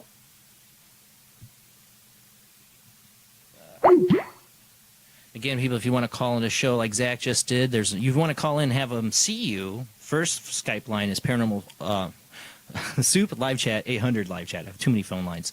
Soup Live Chat 800 Live Chat. We can see you. You can see them. It's a Skype call in that way, or you can call in at JBLANDOO. That's the audio only Skype ID that Zach just called in on. You can also call in by phone at 219-230-4444. All right, so get back to the conversation we're on to talking about the equipment. You do have some new pieces of equipment too. These are going to be in the new season, I'm guessing. Yes. So Spiritus, I don't think we had a chance to talk too much about Spiritus yet. We talked about the Weldon Video Ghost Box. Mm-hmm. Why don't you tell them about your brainchild, your baby? Yeah, Spiritus. We use it all every ITC Collective night. Got the T-shirt. Yeah, so Spiritus is a ITC app that I created, designed with a good friend of mine here locally who's a pretty amazing programmer. He's a game designer. He works for a big tech company. They do stuff for like classified stuff for the military and all this stuff. So he's really good at programming. And yeah, so I've been working on this app design and stuff, and I just hit him up like, hey, do you want to like help me make this app? Because I know he's really good at programming. And he's like, yeah. So we literally like met up once or twice a week, and we would work like 5 to 8 hours at a time, just like sitting there on the computer, like going over this stuff. And I don't know, it was just it was a great time making the app, and I'm just so glad it turned out well. And it's really unique as far as the ITC app goes, with its visual ITC part of it, which is completely unique. Yeah, for people that are listening and can't see it or whatever, I haven't seen it before, I just want to say the visual part to me is like, that's the first time I've seen an app like that really do it that way. It's got like a particle generator or something in it, right? Yeah, it has a random particle system, so it's not like pre-loaded images or anything like that. It's all randomized. It's like so water it's like in a way. Like it's like a digital, like they do like the smoke ITC and stuff like that, vapor and stuff. It's kind of like a digital version of that. Yeah, it's awesome. That was the idea. And then, I mean, it uses sound banks, which don't really have any full words or phrases or sentences or anything like that. I still get hit up by people who are like thinking that I loaded sounds like sentences and stuff in there. I'm like, no, it's chopped all up like audio. It's not it's chopped up audio. I mean, there's partial words, but there's no full words. There's definitely no sentences in there. So we were getting some last Sunday. We were getting some amazing hits with the Spiritus. I know some of the stuff that if you people go find the review episode from ITC Collective, episode 96, the review video. There's a full 45-minute one, and there's a couple clips I took from it too, and put on the YouTube. You go to check it out for people listening. Paranormal Soup on YouTube. Check that out. You'll see the Spiritus in action along with other apps like the Banshee app by Rocky. And of course, Matt Payne and Anthony Sanchez, both those guys have their own apps we use, like SCD2 and that. But Spiritus, we were getting some really awesome replies coming through on that. Yeah, and Spiritus is it's available on Android and iOS devices. It's $12.99. Yeah, you can use it on your phone. I mean, it's pretty simple. You can be in the middle of nowhere. You don't need internet or data for it to work. You can literally be in the middle of nowhere, and that device will work for you. It's funny because, like, I always just have it on my phone, so sometimes I'll just end up at a place where I'm like, is this place haunted? Or I would love to do a session here, and it's just the easiest thing to just pull out your phone. And it's discreet in a way because everybody's got their phone out anyways. We walked down Main Street at Disneyland and did a Spiritus that's session. the funny thing is we actually did sessions all around Disneyland just using my phone.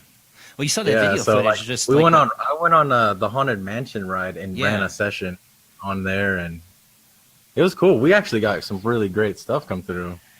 It's really that was our convenient. family vacation. Yeah. I can even use that app in the car. We've got one of those car stereos that's like a little tablet, and I have it loaded in there, and I can drive around and play it right through the car stereo wherever I go. That's awesome. Yeah, I do that quite a bit. Yep. We were just talking about that too. I Bluetooth it to my car sometimes. Done that before.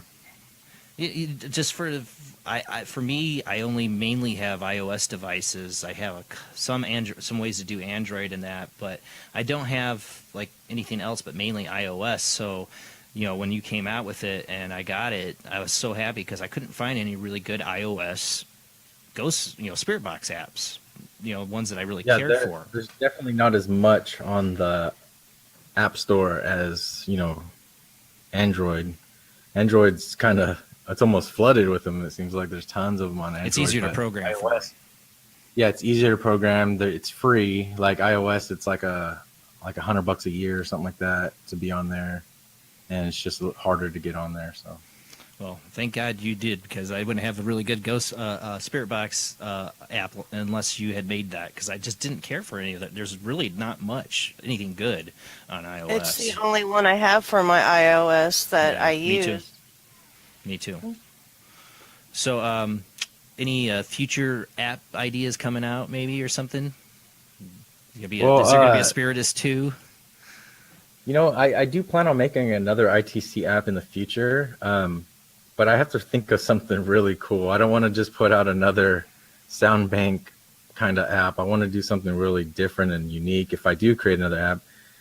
Actually, in the meantime, right now, the same guy that I worked with on the app, we're actually making a video game right now. So that's something that's awesome. Really different, but something I've always wanted to do. Awesome game, and I can't wait for that to come out because that's just going to be awesome. So I've always had such great. After the game comes out, then I'll start playing the ITC app. Yeah, they've been working a lot on this game. Yeah. I can imagine trying to build a game. I always have such great ideas for video games, but I have no clue how to do it. You know, I can only imagine the hours of time you got to put into. That's a lot more than you have to do for a ghost. Way more intense than an audio app. You know, like definitely. Does it have a paranormal theme to the video game? Not at all. Actually, we were going to make sort of like a Ouija boards type game, but then I was like, and we ended up going with something that's just like action, fun kind of game. So that's cool. If I had the opportunity to make a video game, I'd probably be going for action, fun, first-person shooter stuff for myself. Yeah. You know, the game market is so huge, crazy. It's just, I mean, the ITC apps are like a small little niche, you know, on the app stores and stuff. They need a supernatural game. The show's going to be over with after it's got its 14th season. It's going to end. I know. And we never got a supernatural video game.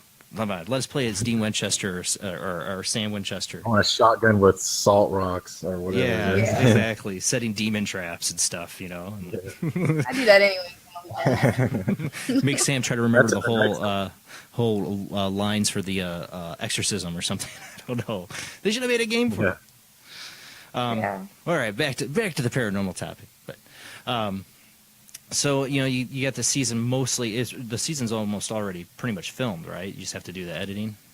We have 2 to 3 more to film.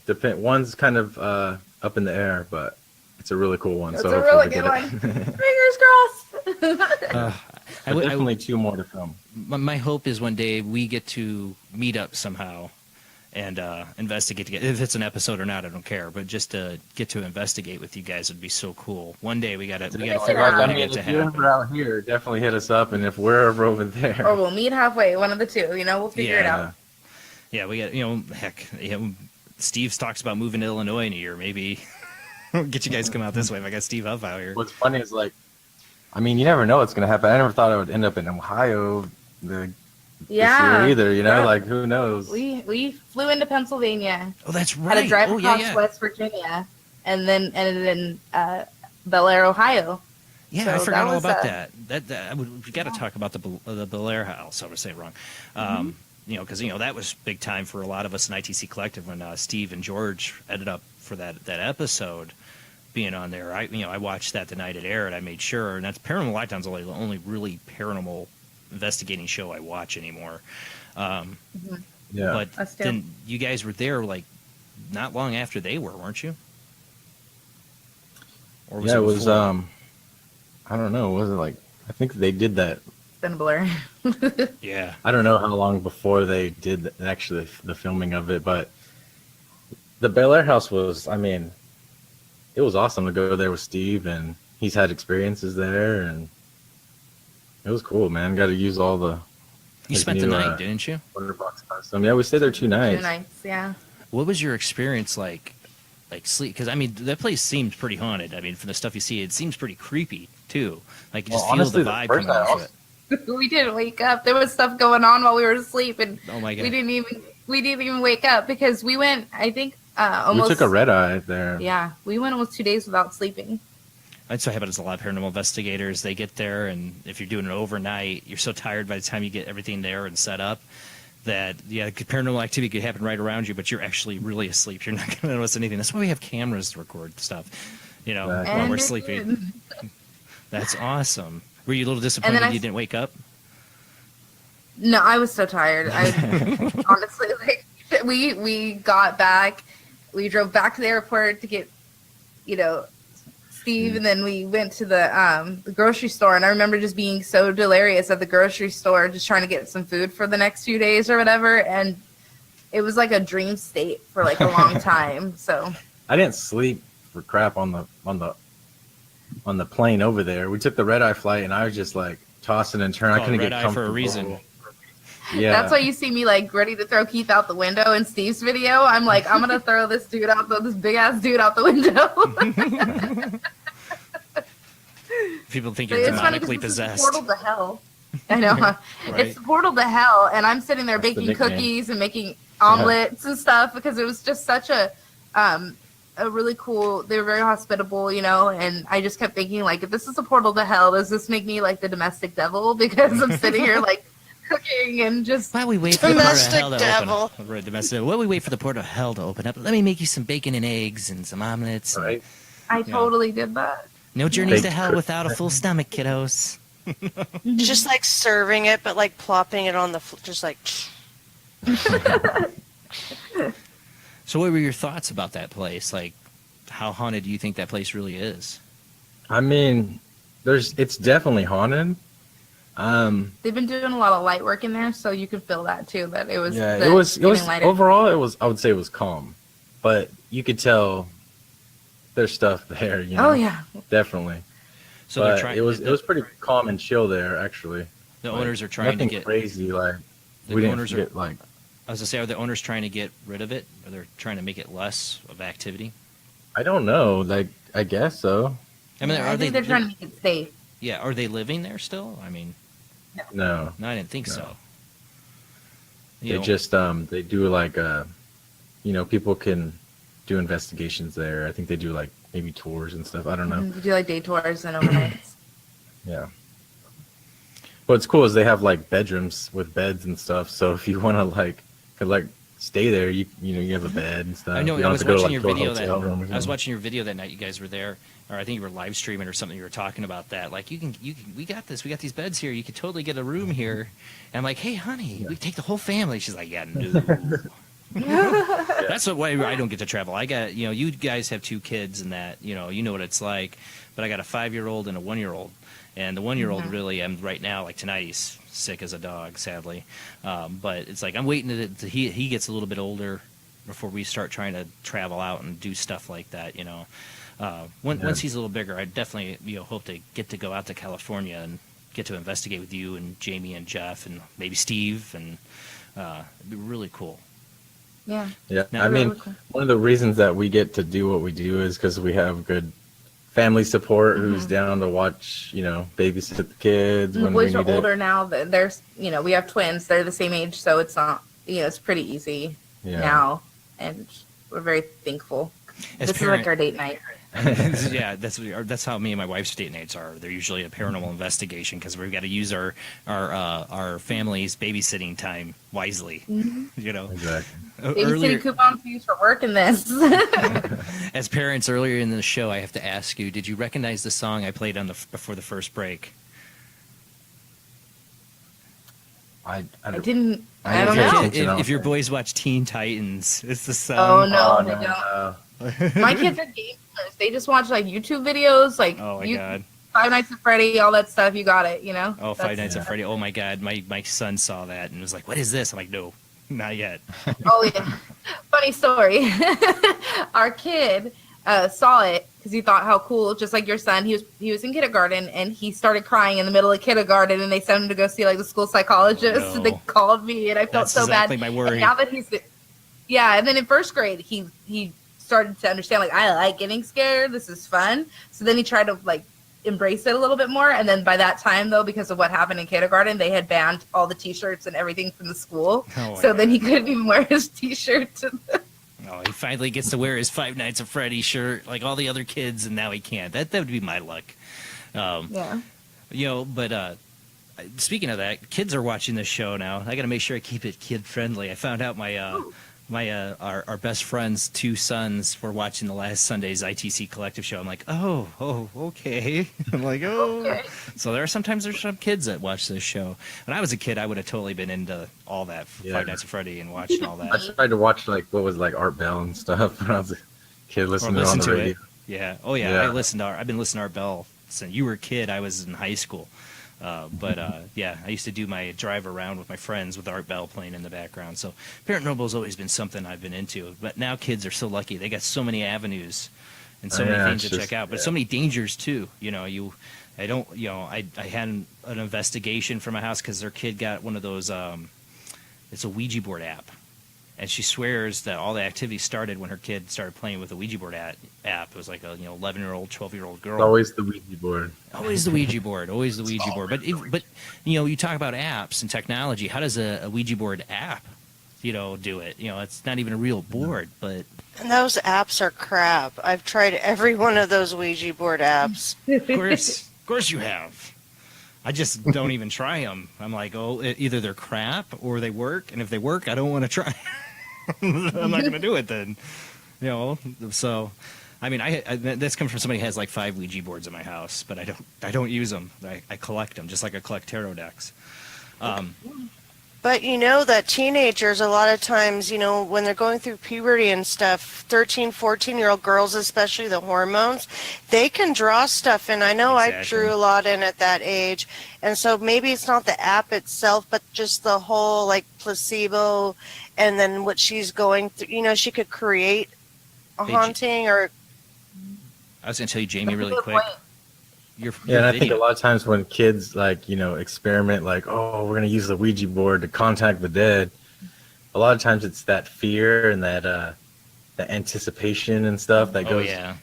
Because they're not really experienced, so they're opening themselves up and trying to bring stuff in. And psychokinesis is a very real thing. That's going back to what Jamie was saying with your hormones and your emotions, and it's hard to control all that. So a lot of people are empaths and they take that in, but during that time, you're putting stuff out too, and that can, like Jamie said, create. That's when I had my worst experience, and my mom just said, "Whatever you did, clean it up." Clean up your mess, kid.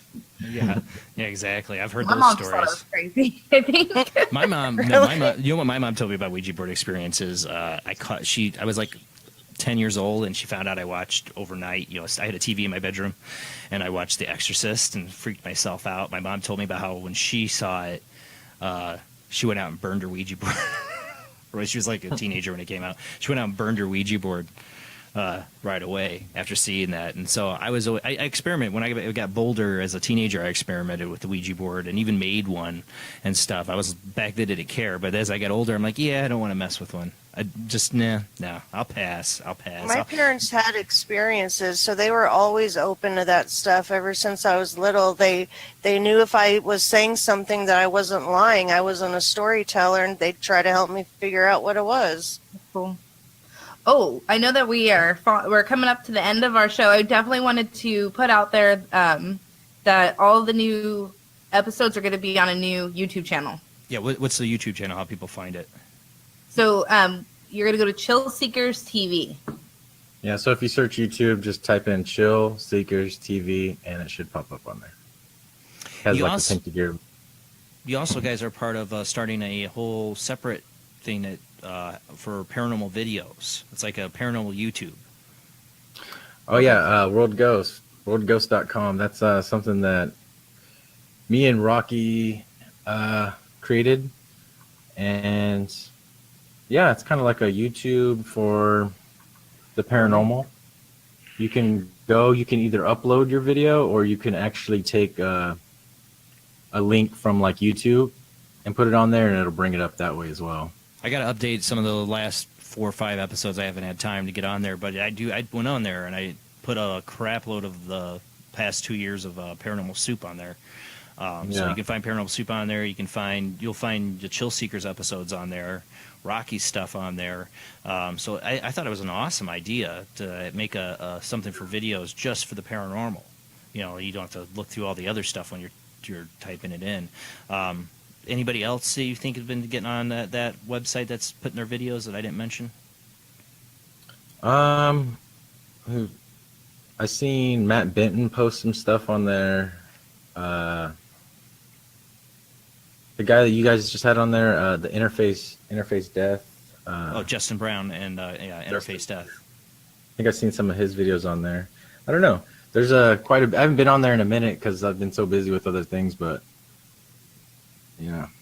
Check it out, roadghost.com. You can also like the Facebook page too. This is the Chillseekers website here for people watching on Facebook. This is the website, or is this the YouTube? This is YouTube, I think. This looks like the older. He's got the old one. That's the old one. So if you get that, that's not this one. This is the older one. This is the one that has all of our old episodes leading up to this year. The one that I just put on here, is that the one right above Rocky? Is that the TV one? I think there's just one. It only has the trailer on it. Yeah, the one video. Yeah. Well, cool. Like I said, I think it's it's awesome that we have a place where paranormal investigators or creators like us, making this kind of content can put our stuff, and it's going to be, just paranormal instead of being drowned out by all the other stuff that you find on YouTube and that. So that's really cool that you guys came up with that. And I'm going to try to keep my stuff up to date on there. I just got to get some time to post up the last 4 or 5 episodes on there. But I love it because YouTube kind of pissed me off with kicking me off in there. You don't say. Yeah, you don't say. So I like being able to share links to my show that doesn't just take them to YouTube sometimes. I can show your guys' site. I wish there was more competition in that, YouTube kind of website, because it's like YouTube's like king and everything else is like, you're not even going to get seen hardly. So it's kind of hard. There are a lot of sites. It is hard. It is hard to get seen out there. But you guys, I think you guys are getting pretty well known. You guys put out quality videos. It isn't. I know how hard it is. I just recently editing that one video, the ITC review video. I know. Just doing that was hard enough for the last few days. To do a whole season of shows. I've been editing nonstop, but it's been. I enjoy it, but at the same time, it's a lot of work. It takes a lot of time to do. I really like your editing style too. Yeah, me too. I'm also impressed by the work that you put out. It looks incredible. Jeff loves it. It's just really fun to watch. It's so well done. It's better than some of the TV shows I've seen come out in the last it looks years. Professional. Exactly. Yeah, like I said, it's better than some of the TV shows I see that have been out there. Thank you. And there's been a lot. That's the thing. Yeah, there's a lot of paranormal shows out there, and I don't watch a lot of them. But I do try to check your guys' out, and like Paranormal Lockdown and that. Guys, you do an amazing job.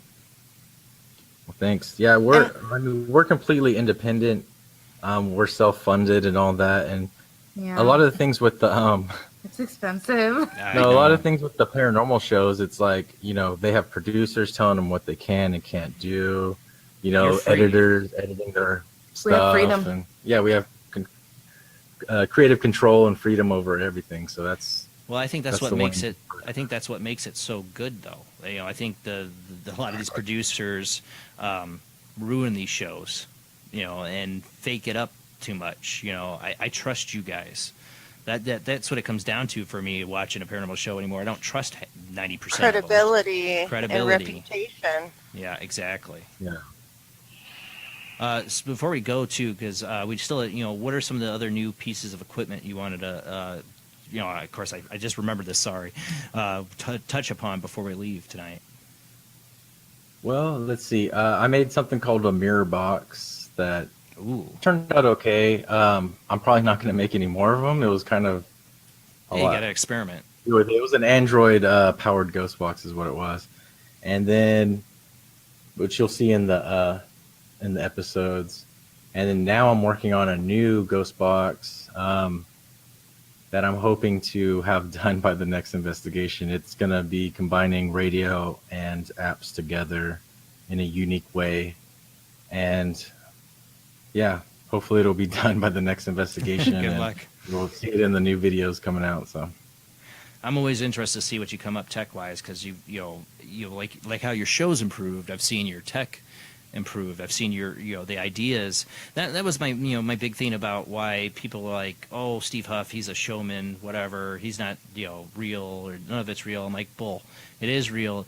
And, you see all these people doing the same spirit box stuff for the last few years. And when I saw Steve Huff, when I saw you, and the people that are in this panel, you guys are always trying to think outside the box, to do something new. You're not just trying to play just the same spirit boxes over. You're looking for a better way. Every time you're trying to come up with a new communication device, you're looking for a better way, a better sound. Striving for that improvement. And the field was so stagnant for so long until this kind of movement with you and Steve and that started happening. It's funny because it's like the more amazing your evidence and the more creative stuff you do, the more people have to talk crap about it, hate on it, just like if it's not boring, it's not real kind of attitude. Yeah. I can't say. Oh yeah. We can have fun with this, we take what we do very seriously, but we don't take ourselves too seriously. We enjoy it, we have fun. It's okay to have fun doing this. If you're not, then why are you doing it? If you're not having fun, why are you doing it? But I tell people, I'm not a scientist. I'm just we have a theory, like we test it, and it's fun, and we move on. Sometimes it works, sometimes it doesn't. We're very transparent about it. And it's really funny. I love it when people come at us like that. There's a lot of paranormal investigators with a stick it's up funny their too, like the way that people like try to say you're faking evidence or whatever. It's just like ridiculous. Yeah, I know. Like, that's they have why we string tied under the table and with a magnet, and I'm like, no, that's not. Or just the ITC stuff that we were talking about that earlier. Or I don't know if we were talking about that before the show or whatever we were talking about during the show. I get that mixed up, but before the show about the audio overlay. Yeah, people are accusing us of audio overlay. Well, when we started doing the ITC Collective live shows together, I think we were showing, and we still are showing people, there's no way we're overlaying this. We're doing it live. I could probably throw in some fake stuff, audio. But I think that would I don't know why people even. That would be so much extra work, and why do it if you know it's fake? Everybody's getting a big paycheck. money off this. I know. So it's so silly to me about it.